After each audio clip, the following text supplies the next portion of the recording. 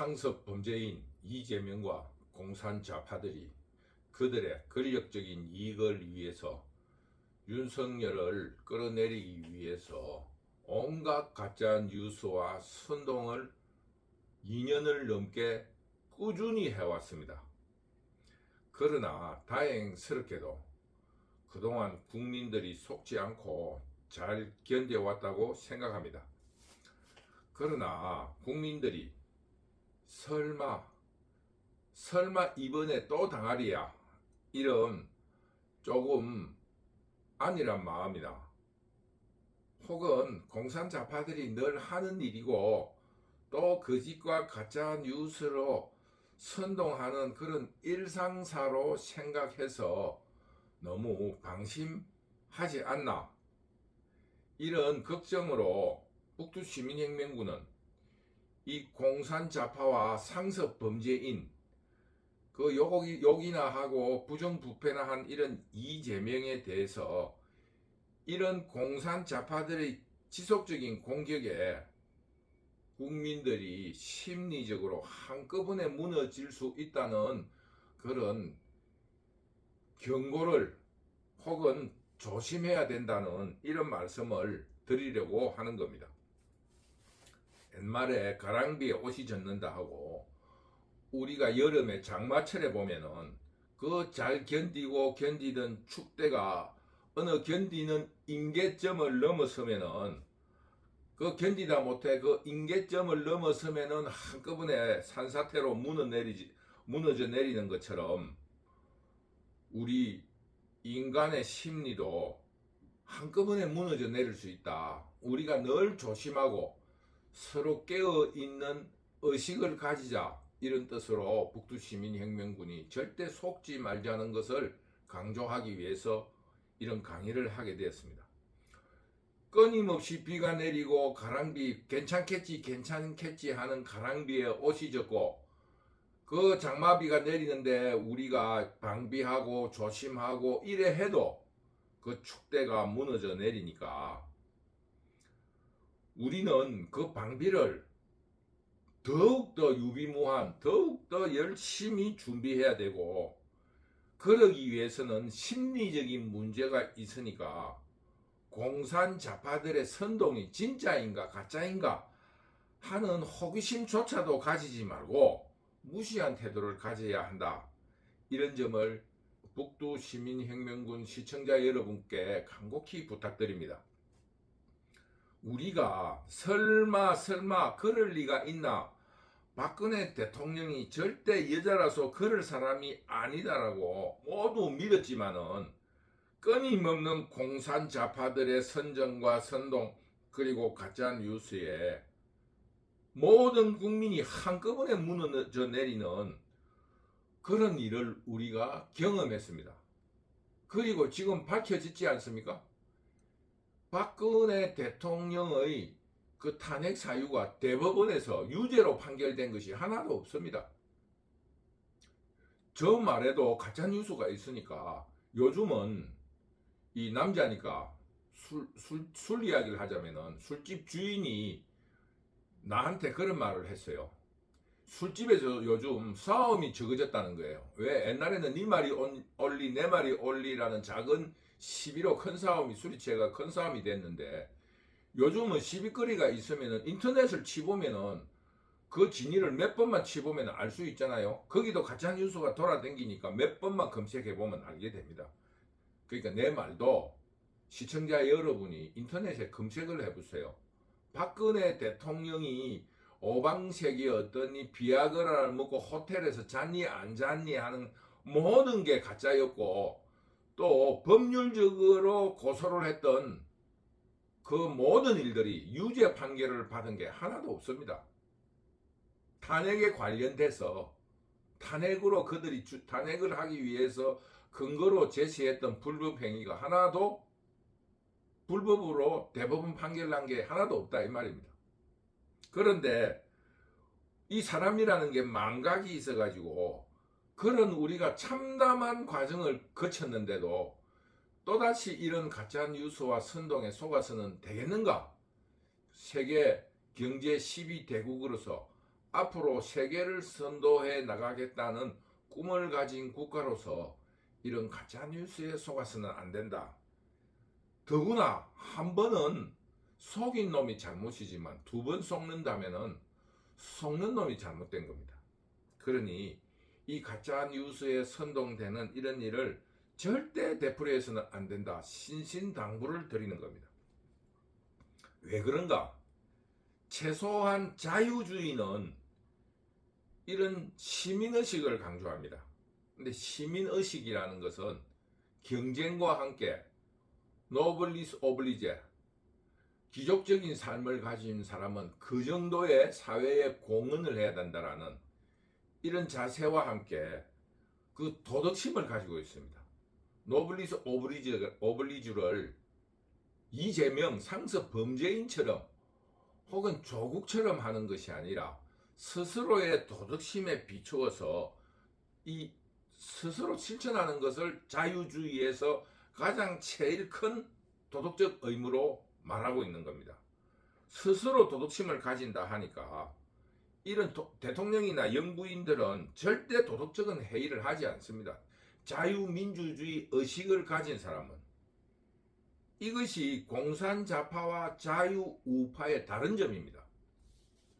이론적으로 말을 하면은 자유주의의 이론인 국부론을 쓴 아담 스미스가 국부론을 쓰기 전에 쓴 책이 도덕감정론입니다. 아담 스미스의 주장은 인간은 누구나 이기심을 가진 존재입니다. 그렇기 때문에 자유주의는 경쟁을 존중하는 겁니다. 인간의 동물적인 이기심을 어느 누구도 말릴 수 없다. 그러나 이런 이기심조차도 남을 이롭게 해야만이 그 이기심을 충족시킬 수 있다. 이것이 아담 스미스의 이론입니다. 즉 남에게 빵을 남이 충족할 만큼 남을 이롭게, 빵을 남이 좋아할 만큼 남이 맛있다고 하는 빵을 만들어야지 자기가 돈을 벌어서 부자가 되겠다 하는 이기심이 충족된다는 것입니다. 그러니까 도덕감정론이라는 게 무엇이냐 하면은 남의 마음에 대해서 감정적으로 도덕적으로 동감, 심패시라 그러는데 서로 똑같이 마음을 느껴야 되는 겁니다. 그러니까 빵을 사는 사람은 저 사람이 빵을 맛있게 만들어서 부자가 되려 하는구나 하는 마음에 공감을 하고, 빵을 만드는 사람은 저 사람이 돈을 쓰는데 당연히 빵이 맛있어야 사지 않겠느냐 하는 이런 도덕의 감정이 서로 동감을 해야 된다고 이런 이야기를 한 겁니다. 그러니까 그 자유주의는 이런 상호 동감을 우선으로 하는 겁니다. 저 사람이 이루어야지 나도 경쟁이나 이기심에서 이길 수 있다는 것을 도덕감정론에서 아담 스미스가 주장했습니다. 그러므로 자유주의의 도덕이라는 게 뭐 대단한 게 아닙니다. 저 돈 쓰는 사람을 빼뜨려야 되겠다거나 속여야 되겠다는 것이 아니라 저 돈을 쓰는 사람의 이기심은 이 돈을 썼는데 내가 맛있는 빵을 먹어야지 하는 마음을 이해해 주는 겁니다. 그리고 또 빵을 사는 사람은 저 사람이 부자 되려고 하니까 부자가 되려면 빵을 맛있게 만들어야지 부자가 될 거 아니겠나, 이런 서로 마음에 대한 공감을 이루는 겁니다. 그런데 공산주의는 어떤 것입니까? 공산주의 이론을 쓴 자본론에서 칼 마르크스는 사람을 계급으로 나누는 겁니다. 토지를 가진 사람이라든가 돈을 가진 사람이라든가 지식을 가진 사람이라든가 이런 사람들이 그런 것이 없고 오로지 일을 해서 먹고 사는 사람들을 거짓과 가짜로 속여가지고 착취를 한다는 겁니다. 그렇으니까 우리가 속고 착취를 당했으니까 어떤 수단과 방법, 속이거나 폭력을 쓰더라도 그 우리가 착취당한 것을 빼뜨려야 된다는 거예요. 마르크스 이론과 아담 스미스의 이론은 이렇게 다른 겁니다. 그러니까 지금 한국에서의 그 공산자파들이 국민들을 속이고 선동하고 대중을 동원해가지고 폭력을 쓰고 이렇게 해서라도 권력을 가진 사람이라든가 이 부자들을 어떤 방법으로든지 타도를 해가지고 내가 그동안에 저 사람들한테 속아서 착취를 당했다 하면서 두 계급을 투쟁으로 만드는 것입니다. 그러니까 이 공산사회의 원조인 소련이 망했지 않습니까? 그 서로 싸워서 어떻게 되겠습니까? 그런데 지금 한국에 이런 분노와 어떤 투쟁을 찬미하는 그런 세력들이 이 한국 사회를 주도하고 있습니다.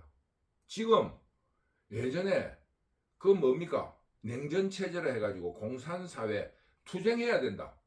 이 부자 나라들이 가난한 나라를 착취한다. 쉽게 말하면은 국가적으로 사회에 보면은 노동자와 있는 놈의 구분이 있는 것처럼 나라도 그렇고 전체를 이 사회를 그렇게 보기 때문에 어느 것이 옳으냐, 자유주의 사회에서는 그 사람들이 지금 경제 발전을 위해서 열심히 잘 살려고 노력하는구나 이런 공감, 그리고 저 사람들이 우리가 잘 돼야지 미국도 잘 살게 될 거라는 이런 공감으로 어떤 친선이라든가 무역이라든가 원조를 통해서 사회를 평화롭게 해야 된다면은 소련은 저 있는 놈들이 없는 놈들을 원료나 상품의 어떤 기지로 만들어서 식민지를 만들고 이러니까 우리는 그것을 타도해가지고 전쟁을 치더라도 빼들어 와야 된다. 이래서 서로 냉전으로 공산주의와 자유주의가 싸웠습니다. 그 한국에서도 6.25 전쟁이 바로 그런 겁니다.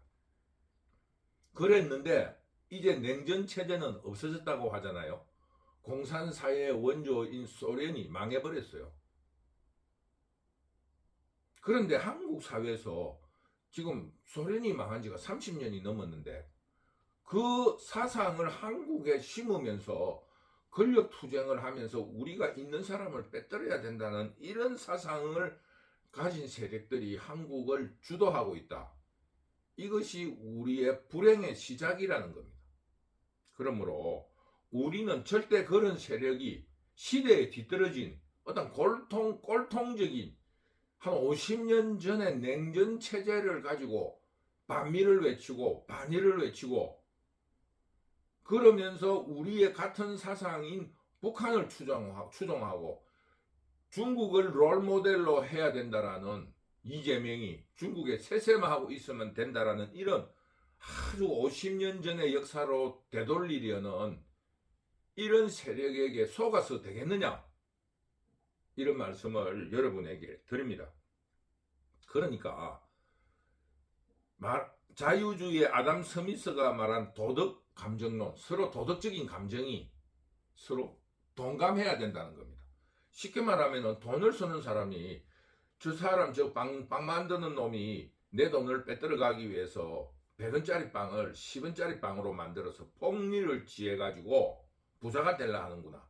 이렇게 생각하고 또 빵을 만드는 사람은 저 사람은 어떻게 속여서 저 돈을 빼들어내지 아니면은 저 사람이 돈을 안 쓸 건데 그러면은 내가 부자가 될 수 없어 나의 이기심을 이렇게 하면은 이 사회가 불신이 되고 자유주의는 돌아갈 수 없습니다. 그 자체가 그 불신 자체가 공산좌파인 겁니다. 저 사람은 빵을 10원짜리 원가를 10원짜리 빵을 만들어 가지고 100원에 팔려고 하는구나. 저놈 새끼 저 돈 버는 거 저거 순 도둑놈 새끼야. 이게 바로 공산주의 사상입니다. 자유주의 사상은 저 사람이 빵 장사를 하더니 부자가 됐구나. 그러니 빵이 맛있으니까 국민들이 지나가는 사람들이 많이 사 먹어서 부자가 되었구나. 이게 자유주의 사상입니다. 그게 아담 스미스가 말한 도덕감정론, 또 계급투쟁, 쉽게 말하면 계급 간의 투쟁, 사람과 사람의 투쟁으로 말하는 게 공산좌파 칼 마르크스의 계급투쟁론. 그 계급이라 정해서 그렇지 그 책을 쓰기 위해서는 어떤 그 개념을 정리해서 계급이라 해서 그렇지 간단히 말하면은 만인과 만인의 투쟁입니다. 만인과 만인의 투쟁이 공산사회입니다. 우리 사회가 그렇게 돼야 되겠습니까? 부모 자식 간에 자식은 부모가 저놈 새끼 엄마를 버리고 다른 여자하고 새살림을 차리려고 이렇게 우리를 못살게 굴면서 공부하라고 하는구나. 이게 공산자파의 사상이에요. 그리고 아버지는 저놈 새끼 내 피를 빨아가지고 좋은 학교를 시켜놨더니 성인만 되면은 나를 버리고 도망갈라 하는구나. 이게 바로 공산주의 사상이에요. 만인과 만인의 투쟁. 이런 사상이 우리 사회에 만연해야 됩니까? 그 가장 대표적인 예가 이재명입니다. 여배우, 퇴역한 늙은 여배우를 따먹고 형수를 욕을 하고 형제간에 싸우고 형님을 정신병원에 넣고 마누라를 폭행하고 부하 직원을 죽이고 자살시키고 국민들이 저거 내를 감시하는구나 도둑질해야지 하면서 부정부패하고 이게 바로 공산자파예요. 공산자파가 꼭 뭐 그러므로 우리는 이런 세력을 세계 10위의 경제국답게 우리가 이 나라 역사가 우리 국민들이 잘 살기 위해서 노력해가지고 또 우리가 잘 살면 자기들이 좋다고 미국이나 일본이 도와줬고 그러면서 만인과 만인의 투쟁이라 하면서 한국을 미국의 식민지로서 해방한다는 명분으로 종북 세력들이 전쟁을 일으키고 지금도 나라를 뒤집기 위해서 가짜뉴스와 폭력으로 대중적인 폭력을 쓰고 이랬지만 우리가 견뎌냈습니다. 지금 나라가 의회에 그 공산자파들이 다수당을 차지해서 나라가 굉장히 어지럽습니다. 우리 국민들이 정신을 똑바로 차려야 된다. 이런 점을 오늘 말씀드렸습니다. 아까지 말씀드린 것처럼 공산자파는 이재명이처럼 욕설을 하거나 폭력을 쓰거나 남을 속이거나 가짜로 선동하거나 또는 국민을 기만하는 것을 부끄러워하지 않습니다. 왜? 있는 놈들이 권력을 가진 놈들이 우리를 속여서 착취를 했기 때문에 우리도 사기와 기만과 폭력으로 빼뜨려야 된다. 이런 생각을 가지고 있기 때문에 이 사기치는 거, 거짓말하는 거 이런 거를 부끄러워하지 않습니다. 이런 그 자유주의와 공산자파들에 대한 원조들, 쉽게 말하면 아담 스미스의 도덕 감정론에 대해서 개략적으로 뭐 디테일하게 다가가면 굉장히 그 복잡하고 많습니다. 뭐 지금은 부자되는 이기심에 대해서 이야기했지만 빈곤에 대한 공감, 동감 이게 대해서도 아담 스미스가 써놨고 나를 불편하는 것에 대해서 상대방에 대해서 어떻게 공감해야 되는가, 사회 범죄에 대해서는 어떻게 공감해야 되는가 하는 여러 가지 사항들을 한 500페이지 되는 책으로 나와 있습니다. 그런데 그거를 제가 간단하게 풀어서 설명한 겁니다.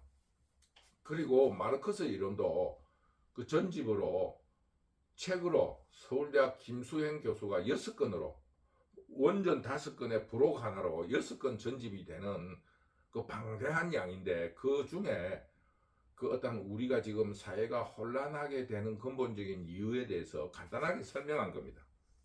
이만큼 간단하게 설명해도 이렇게 큰 차이를 가지고 있습니다. 그러므로 그들이 국민을 기만하고 가짜뉴스를 퍼뜨리고 선동하고 폭력을 쓰고 이런 거에 대해서 부끄러워하지 않는 이유를 설명드린 겁니다. 그러니까 자유우파 국민들이 그 공산자파들이 설마 계속 그러겠느냐 이렇게 방심하지 말라는 겁니다. 그 사람들은 그렇게 배워온 겁니다. 만인과 만인의 투쟁이다. 투쟁에는 전쟁에는 수단과 방법이 없잖아요. 투쟁에는 수단과 방법이 없다. 왜? 저 사람들이 가짜와 폭력으로 빼들어갔기 때문에 그렇다는 거예요. 그렇기 때문에 이런 불신의 사회를 만들어서도 안 되고 매일 이 사회에 사고만 일어나면 어떻게 이 사회가 발전하겠습니까? 세계 12국답게 도덕 감정을 가지고 남과 동감하는 자유주의 세상이 되어야 된다. 이것을 다시 한번 강조합니다. 이런 것을 국민들이 깨닫고 이 공산자파에 대해서는 그 무슨 주장에 대해서 호기심을 느끼면 안 됩니다. 진짜 그랬겠나? 이라는 순간에 공산자파의 또 다른 가짜뉴스가 덮어씌우기 때문에 빠져나올 수가 없는 거예요. 이 공산자파들의 선전과 가짜뉴스는 마약과 똑같은 겁니다. 한번 발을 담그면 빠져나올 수가 없는 겁니다. 그러니까 끝까지 무시한 태도로 일관해야 합니다. 조금이라도 호기심이 발동하면 그랬나? 이러면 그 순간에 그들의 선동에 걸려드는 겁니다. 그러니 우리 한국이 자유주의 경쟁으로 한국이 세계 12국가가 됐고, 이 12국가가 자유라는 것은 그 도덕성이 없으면은 이 성공을 할 수가 없습니다. 맨날 싸워야 되는데, 서로 신뢰하고, 저 집 빵집이 그 빵이 맛있으니까 부자가 됐다라는 이런 긍정의 자세를 절대 잊지 마시고, 이때까지 지켜온 대한민국은 이런 자유우파의 도덕심 때문이었다라는 이런 신뢰성을 놓지 마시기 바랍니다. 거짓말입니다. 저 사람들 소련이 망했잖아요. 해체됐지 않습니까? 러시아가 자유주의를 선택했지 않습니까? 중국도 모택동주의를 버리고 자유주의를 선택했지 않습니까?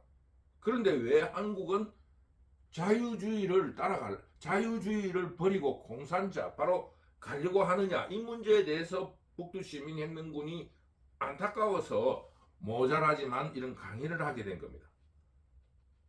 이제 그동안에 비를 축축하게 내리고 이래서 축대가 무너질 만큼 됐다고 공산자파들이 생각을 해서 김건희, 이준석을 지렛점으로 이용해서 총동원령을 내릴 겁니다. 왜? 이재명이 법적 처리를 당할 위기에 처했기 때문에. 그렇기 때문에 우리 자유우파들이 절대 거기에 관심을 갖지 마라. 자기들이 나와가지고 광화문에서 집회를 하든지 말든지, 언론이 뭐라 하든지, 사법부에서 어떤 판결을 내든지, 그것들이 전부 다 공산자파들이 다 그렇게 만들기 위해서 사회 요소요소에 숨어 있습니다. 그것이 계급 투쟁을 하는 전략 전술에 나옵니다. 그 진지론이라 그러는데, 그 진지론을 처음 설파한 사람들의 그 이름은 갑자기 생각이 안 납니다. 근데 그 진지론이라는 게 뭐냐 하면은, 우리가 언론에 입사를 해가지고 그걸 입사와 동시에 헤게몬이라 그럽니다.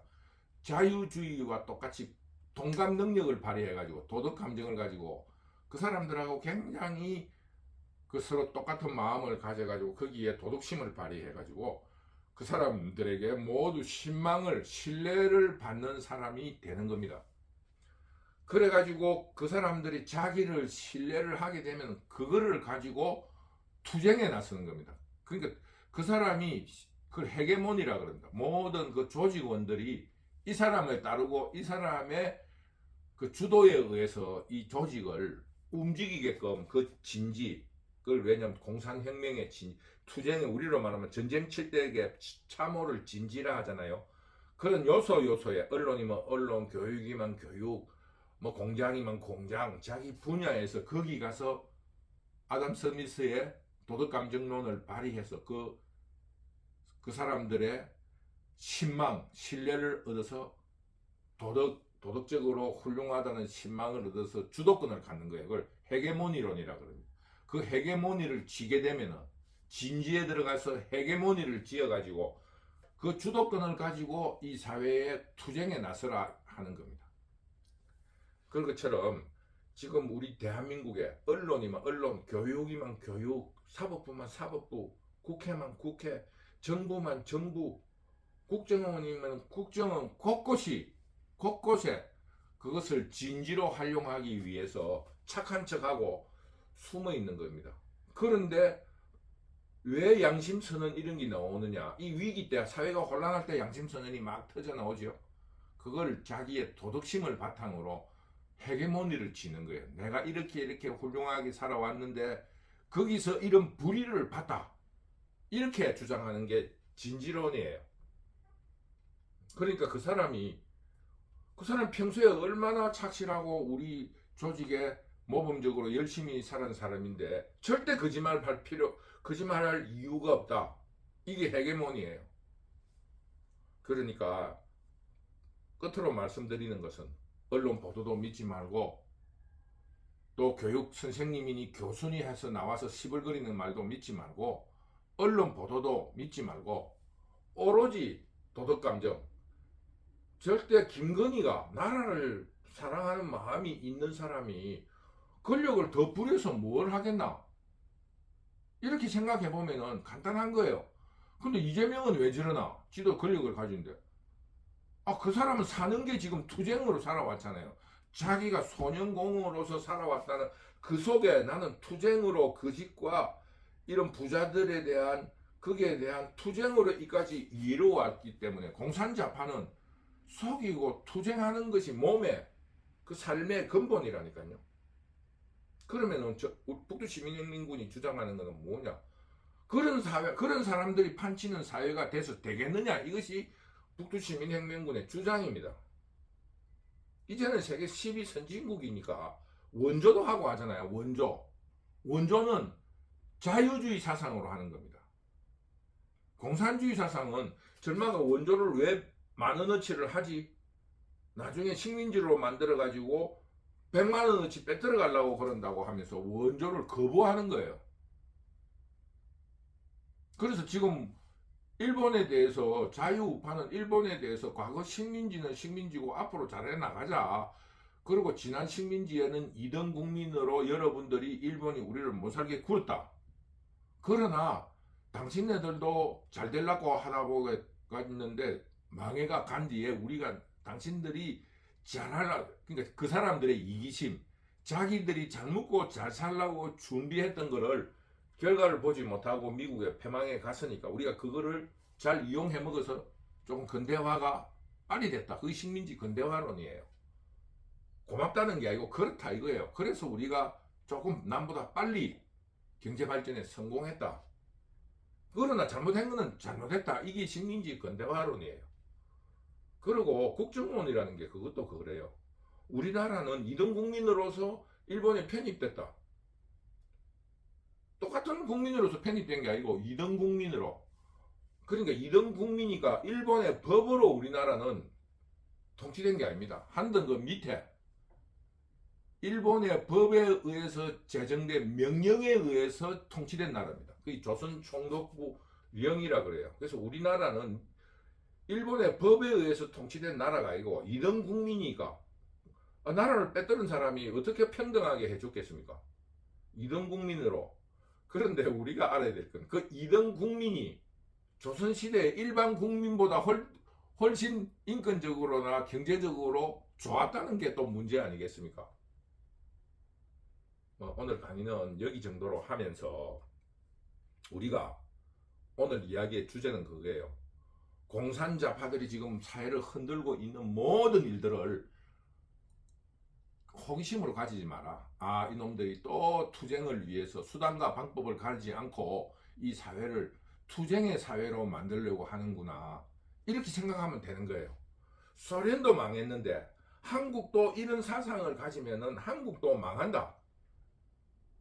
또 중국도 모택동의 사회주의를 버리고 쉽게 말하면은 자유주의 세상으로 왔는데 왜 우리가 그 사상으로 그런 거를 주장하는 사람들의 가짜 뉴스에 투쟁의 수단에 우리가 왜 쏟느냐, 이런 거에 대해서 다시 한번 마음을 가다듬고 방어를 해야 된다. 유비무환. 그 앞으로 닥칠 이런 공산자파들과의 싸움에 철저하게 준비를 해달라는 것을 여러분에게 다시 한번 당부하면서 오늘 강의를 마치도록 하겠습니다. 여러분, 북두시민혁명군이 홀로 아시다시피 저도 강의를 들어보면은 많이 모자란 거를 여러분들이 느낄 겁니다. 그런데도 저는 제가 모시는 분이 하신 말씀을 명심하고 있습니다. 이 사회가 혼란하거든 혹은 나라가 위기라는 생각이 들면은 어병으로서 나서라. 글을 한 자라도 쓰고 어떤 할 수 있는 일이 있으면 주변에라도 설득을 하고 해야 된다. 그러나 부끄러워하지 마라. 어병은 훈련된 관군이 아니고 자기의 자발적으로 하는 것이기 때문에 어쩌면은 진실과 진심이 국민들에게 더 잘 알려질 수 있다. 세련된 것보다 거친 것이 좋을 수 있으니까 부끄럽게 생각하지 말고 나서야 된다. 그렇게 해서 제가 이 총선을 앞두고 이거 나라가 위태롭다. 3분의 2 개헌선을 넘을 수도 있겠구나. 이런 예상을 했습니다. 그래서 저의 활약인가 저의 어떤 의병으로서의 조그만 보탬이 돼서 그러는가 10명 정도, 8명 정도 모자라는 8명 정도가 모자라는 만큼 방어를 한 거예요. 굉장히 저는 총선의 192석에 대해서 실망하지 않고 다행이라고 생각한 겁니다. 정말로 300석 중에 한 210석까지 빼앗길 위기에 있었습니다. 제가 그 공천 과정을 쭉 분석해 보니까 굉장히 흔들리는 거예요. 그랬는데 윤석열이 대통령으로 0.7% 차이로 당선되는 것처럼 3분위 에서 8명이 모자라더라고요. 0.7%나 8명이나 똑같은 거예요. 정말로 애국가 말처럼 마르고 닳도록 이 나라가 지켜질 겁니다. 이 조그마한 가짜뉴스에 절대 흔들리지 말고 지켜내면서 이야기가 엉뚱한 데로 왔는데 이런 소박한 마음이 통했는지 북두시민 유튜브가 6개월 만에 약 한 600명 가까이 구독자가 됐어요. 좋아요도 많이 눌려주고 그래서 곧 1차 가이드라인을 곧 통과하게 됐습니다. 어떤 뭐 광고 매체라든가 지인들을 동원한다든가 이런 거 없이 오로지 모자라는 제 실력으로 이렇게 했는데 주변 사람들이 깜짝 놀라는 거예요. 진심은 통합니다. 제 이런 공산사회만큼은 막아야 된다. 이런 제 진심이 북두시민혁명군 유튜브를 통해서 국민들에게 알려지는 것 같아서 그래서 제가 개헌선 3분의 2에서 8명이 안 되게끔 한 공헌이 있다고 스스로 자부합니다. 의병으로서 뭐 전쟁에 많이 이긴 적이 없지만 그래도 국민에게 각성의 기회를 준 것처럼 저도 뿌듯한 보람을 느낍니다. 여러분 뭐 내가 얼마나 오랫동안 유튜브를 하게 될지는 모르겠지만 태평성대가 되면 이렇게 쓸데없는 말을 할 필요가 없습니다. 시한적으로는 자유우파의 대통령을 재창출하는데 정권을 재창출하는 데까지 제 모든 힘을 쏟아부을 생각입니다. 이번에 정권 재창출이 되면 물극반전 이거 물질이라든가 이 세상에 움직이는 거는 그 뭐라 그럽니까? 극에 달하면은 돌아선다는 거예요. 돌아선다는 겁니다. 달도 차면은 기운다. 꽃도 피면은 열흘만 지나면은 진다. 이게 물극 반전이라는 겁니다. 그래서 이번에 그 간신히 막은 192석이 공산좌파들의 최전성기로 극에 달했다고 봅니다. 그래서 이제는 새망의 길로 접어들이라 믿기 때문에 이번에 정권 재창출만 성공하면은 이래 어지럽게 말도 잘 못하는 이런 어병들이 사라지고 어병들은 다시 생업인 농사지으러 갈 거니까 그때까지 여러분 저에게 응원 많이 해주십시오. 응원은 구독과 좋아요입니다. 여러분 제 유튜브를 시청해 주셔서 너무 감사합니다. 감사합니다.